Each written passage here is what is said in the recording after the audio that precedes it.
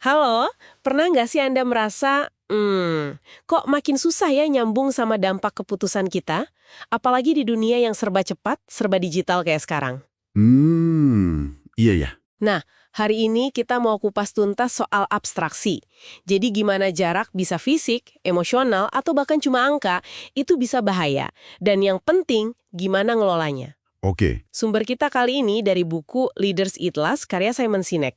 Kita coba gali nih strategi praktisnya supaya kita semua bisa lebih nyambung sama dampak nyata tindakan kita. siap. Siap. Ini topik krusial banget sih. Abstraksi itu, ya tantangan besar lah di zaman sekarang. Di kantor, di masyarakat. Gimana tuh maksudnya tantangan besar? Intinya gini, semakin jauh kita secara fisik atau perasaan dari orang yang kena efek keputusan kita, semakin gampang kita bikin pilihan yang mungkin nggak sengaja ya, tapi merugikan mereka. Ah, iya ya. Kayak lebih gampang gitu ya lihat angka di spreadsheet daripada mikirin orang di baliknya. Persis, angka itu bikin ada jarak. Jarak yang bikin kita jadi agak kebas mungkin ya. Betul, kebas.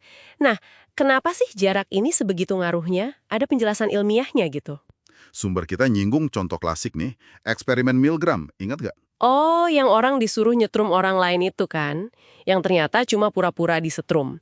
Agak ngeri sih itu. Nah, iya itu.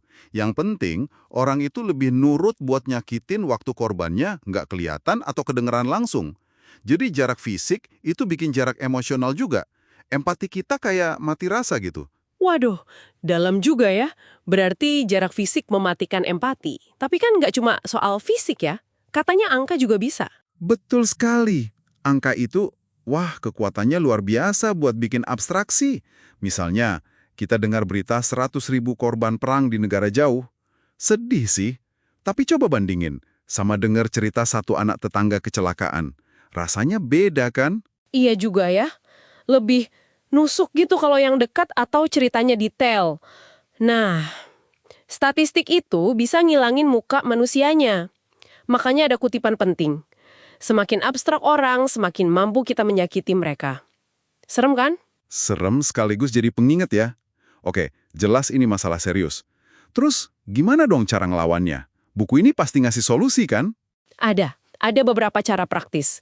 Yang pertama dan paling dasar, bikin koneksi jadi nyata lagi. Ketemu orang langsung. Ketemu langsung ya. Padahal teknologi udah canggih banget buat komunikasi. Virtual murni. Kayak konferensi blogger itu ya, NMX atau Blog World, orang digital malah ngumpul fisik. Karena butuh interaksi nyata itu. Itu contoh bagus. Karena interaksi nyata itu penting. Selain ketemu langsung, ada lagi. Gimana caranya? Jaga skala interaksinya tetap manusiawi. Ada konsep menarik dari Profesor Robin Dunbar, angka Dunbar. Ah, angka Dunbar. Saya pernah denger itu. Yang katanya kita cuma bisa maintain hubungan dekat sama sekitar 150 orang itu ya. Nah, tepat. Jadi kalau kelompoknya kegedean, susah kita bangun hubungan erat, bangun kepercayaan. Di perusahaan misalnya. Contohnya gimana di perusahaan? Perusahaan KWL Gore itu sengaja bikin unit kerjanya kecil, dekat-dekat angka Dunbar itu. Hasilnya, kerjasama dan trust-nya lebih bagus. Beda sama kantor open space, gede banget, belum tentu kolaborasinya bagus kalau orangnya kebanyakan. Bisa jadi malah pada ngerasa sendiri di tengah rame. Masuk akal, masuk akal. Jadi bikin nyata, jaga skala. Terus apa lagi nih? Penting juga buat kita secara aktif, cari tahu dan lihat langsung dampak kerjaan kita ke orang lain. Ada studi bagus dari Adam Grant di Wharton Studi tentang apa tuh? tentang penggalang dana universitas. Performanya, jadi jumlah dana yang kekumpul, itu naik drastis, sampai 400%. Cuma gara-gara mereka ketemu langsung 5 menit sama mahasiswa penerima beasiswa. Dengar langsung gimana bantuan itu ngubah hidup mereka. Wow, 400%. Dari 5 menit ketemu, gila itu nunjukin banget ya kekuatan motivasi kalau kita lihat dampak nyata kerja kita. Iya, Gan. Jauh lebih nendang daripada cuma lihat angka target atau dapat bonus. Kayak sisi hewan sosial kita jadi aktif gitu. Setuju. Nah, ada lagi nggak tipsnya? Ada. Yang terakhir nih, soal ngasih waktu dan energi kita. Ini kan sumber daya yang mutlak terbatas buat semua orang, nggak kayak uang. Maksudnya gimana tuh? Kalau kita kasih waktu dan energi kita, itu nunjukin nilai dan kepedulian yang lebih gede rasanya.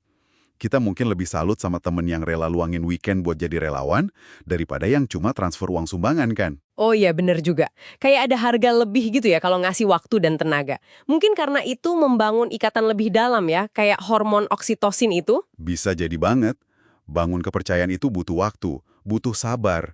Nggak bisa instan kayak kepuasan dopamin dari pencet-pencet gadget. Oke, jadi intinya ngelawan abstraksi ini butuh usaha sadar ya, buat deketin diri kita lagi ke sisi manusianya. Betul. Baik sebagai pemimpin atau ya, sebagai manusia biasa aja dalam hidup sehari-hari. Oke, mari kita rangkum sedikit. Jadi intinya, abstraksi ini lewat jarak, angka, atau teknologi bisa bikin kita kurang manusiawi, kurang empati, tapi ada caranya ngelawan. Ya, bisa dilawan. Bangun koneksi nyata, jaga kelompok tetap kecil biar akrab, lihat langsung dampak kerja kita ke orang lain, dan investasikan waktu plus energi kita buat hubungan antar manusia. Nah, ini mungkin bisa jadi bahan renungan buat Anda yang dengerin. Di kerjaan atau hidup Anda sekarang, ada nggak area di mana abstraksi mungkin nyelip gitu mempengaruhi keputusan Anda tanpa sadar? Pertanyaan bagus. Terus langkah kecil apa nih yang bisa Anda coba ambil minggu ini buat bikin koneksi yang lebih nyata sama dampak tindakan Anda itu? Wah, oke banget itu buat dipikirin. Makasih banyak ya udah berbagi wawasan dari Leaders Eat Last ini. Semoga bermanfaat buat kita semua. Sampai ketemu lagi di pembahasan berikutnya.